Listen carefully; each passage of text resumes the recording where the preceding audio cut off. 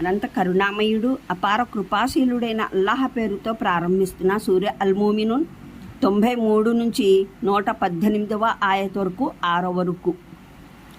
ముహమ్మద్, నీవు ఇలా ప్రార్థించు, ప్రభు, వీరికి ఏ యాతనను గురించి హెచ్చరించడం జరుగుతుందో దాన్ని నీవు నేనుండగా తీసుకువచ్చే మాటైతే నా ప్రభు, నన్ను ఈ దౌర్జన్య పరులలో చేర్చబోకు.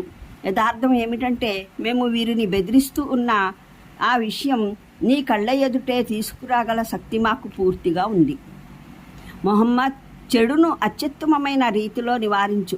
వారు నీ విషయంలో కల్పించే మాటలన్నీ మాకు బాగా తెలుసు. ఇలా వేడుకో, ప్రభు, నేను శైతానుల ప్రేరణల నుండి నీ శరణు కోరుకుంటున్నాను. అంతేకాదు నా ప్రభు, వారు నా వద్దకు వచ్చే విషయంలో కూడా నేను నీ శరణు వేడుకుంటున్నాను.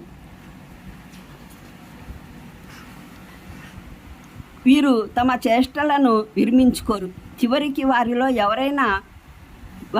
ఎవరికైనా మృత్యువు అసన్నమైతే చెప్పడం మొదలెడతాడు, నా ప్రభు, నేను వదిలి వచ్చిన అదే లోకంలోకి నన్ను తిరిగి పంపించి వేయండి. ఇకపై నేను సత్కార్యాలను ఆచరించగలనని ఆశిస్తున్నాను. ఎంత మాత్రం కాదు. ఇదేదో ఉబుసుపోక మాట. అతను ఏదో వాగుతున్నాడు. ఇప్పుడు ఈ మరణించిన వారు అందరి వెనకాల ఒక తెర అడ్డుగా ఉంటుంది. మరో జీవితపు దినం వరకు. ఆ తర్వాత బాకా ఊదివేయగానే వారి మధ్య మరే సంబంధము మిగులదు. వారు ఒకరినొకరు అడగనైనా అడగరు. ఆ సమయాన ఎవరి పళ్ళెరాలు భారంగా ఉంటాయో వారే సాఫల్యం పొందేవారు. మరెవరి పళ్ళెరాలు తేలికగా ఉంటాయో అటువంటి వారే తమను తాము నష్టానికి గురి చేసుకున్నవారు. వారు నరకంలోనే ఎల్లకాలం ఉంటారు. మంట నాలుకలు వారి ముఖాల చర్మాన్ని నాకివేస్తాయి. వారి దవడలు బయటపడతాయి. మీరే కదూ నా ఆయట్లను మీకు వినిపించినప్పుడు వాటిని త్రోసిపుచ్చేవారు. వారంటారు, మా ప్రభు, మా దౌర్భాగ్యం అప్పుడు మమ్మల్ని ఆవహించింది. మేము నిజంగానే దారి తప్పిన వారము. ప్రభు, ఇక మమ్మల్ని ఇక్కడి నుండి బయట వెడలజెయ్యి. మేము మళ్ళీ ఇటువంటి తప్పు చేసినట్లయితే దుర్మార్గులమే అవుతాము. పరమప్రభు అల్లాహ్ సమాధానంగా పలుకుతాడు, దూరంగా తొలగిపోండి నా ముందు నుండి. ఇందులోనే పడి ఉండండి. నాతో మాట్లాడకండి. మీరే కదా నా దాసులు. కొందరు, మా ప్రభు, మేము విశ్వసించాము, మమ్మల్ని క్షమించు, మమ్మల్ని కరుణించు, నీవు కరుణామయుల్లోకెల్లా ఉత్తమ కరుణామయుడవు అని వేడుకుంటే మీరు వారి పట్ల ఎగతాళి చేశారు.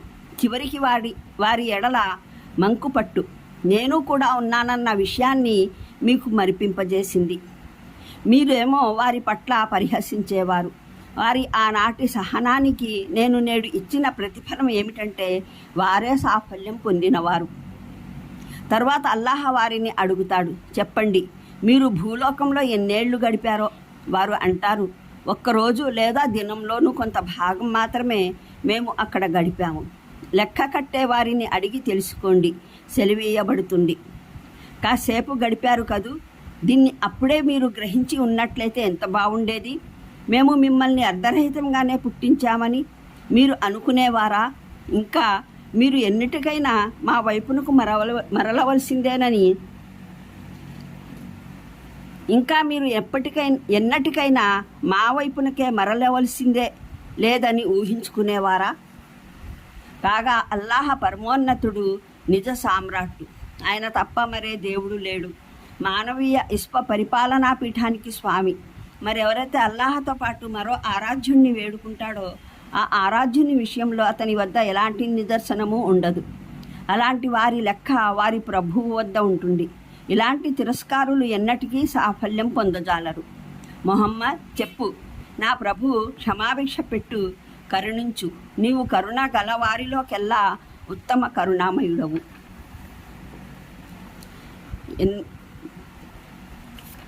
86వ వివరణ.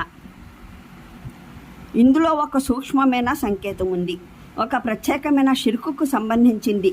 తొలుత దైవ సన్నిధిలో సిఫారసుకు సంబంధించిన బహుదైవ ప్రధానమైన విశ్వాసంగాను, తర్వాత దైవేతరులకు అగోచర విషయాల జ్ఞానం మునుపున్నదేమిటి కాబోయేదేమిటి అనే జ్ఞానం ఉందన్న బహుదైవ భావనగాను రూపొందింది. ఈ ఆయత్ ఈ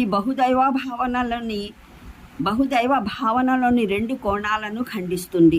వివరాలకు చూడండి. ఖురాన్ అవగాహనం సంపుటి తాహా పాదసూచికలు 85-86, అల్ అన్బియా పాదసూచిక 27. ఆ శిక్షకు దైవం మన్నించుగాక. ప్రవక్త మహానీయులు సల్లల్లాహు అలైహి వసల్లం లోనయ్యే ప్రమాదం నిజంగా ఉండిందని దీని అర్థం కాదు. లేదా ఆయన ఈ ప్రార్థన చేయకపోతే దానికి గురయ్యేవారని కూడా దీని అర్థం కాదు. ఈ భావ ప్రకటనా విధానం అవలంబించడానికి కారణం దైవశిక్షకు సంబంధించిన సరైన భావనను కల్పించడం.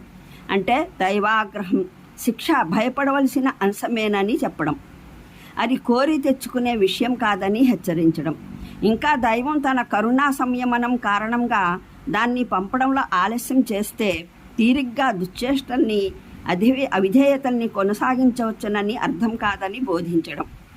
నిజానికి అది ఎంతో భయంకరమైన విషయం. పాపులే కాదు, సద్వర్తనులు సైతం తమ సత్కార్యాలన్నీ ఉన్నప్పటికీ దాని నుండి కాపాడమని శరణు కోరడం అవసరం అని ఎరుకపరచడం. ఇదే కాక ఇందులో మరో కోణం కూడా ఉంది. సామూహిక అపరాధాల శాస్తిగా దేవుని శిక్ష అవతరించినప్పుడు కేవలం చెడ్డవారే అందులో నలిగిపోరు.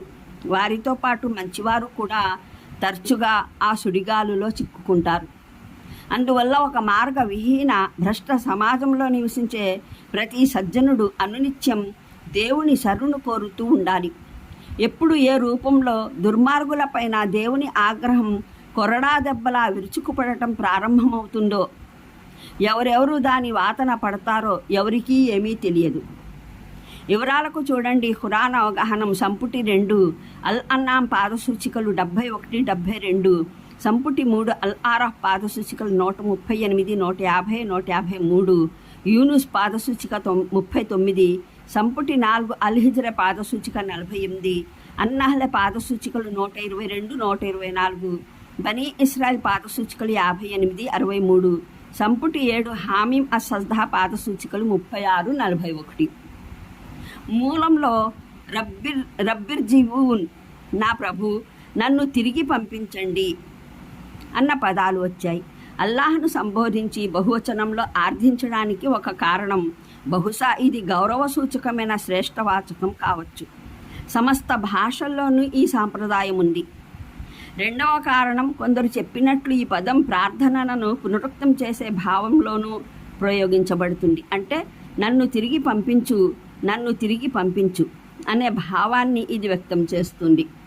అంతేకాక కొందరు వ్యాఖ్యానకర్తలు వ్యక్తం చేసిన అభిప్రాయం ప్రకారం ప్రభు అన్న సంబోధన దైవానికి తిరిగి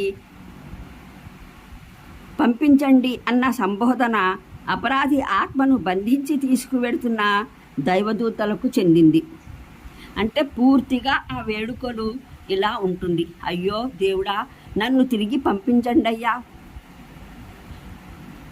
ఈ విషయం దివ్య ఖురాన్లోనూ పలు చోట్ల వచ్చింది. అపరాధులు మృత్యు అంచున ప్రవేశించేటప్పటి నుండి పరలోకంలో నరకంలో పడవేయబడే వరకు, ఇంకా ఆ తర్వాత కూడా మాటికి ఇలాంటి ఆర్థింపులే చేస్తుంటారు. మమ్మల్ని ఒక్కసారంటే ఒకేసారి ప్రపంచంలోకి పంపించి చూడండి, మేము పశ్చాత్తాపంతో కుమిలిపోతున్నాము, ఇక ఎన్నడూ అవిధేయతకు పాల్పడము, ఇక రుజుమార్గాన్నే అనుసరిస్తాము అని అంటారు.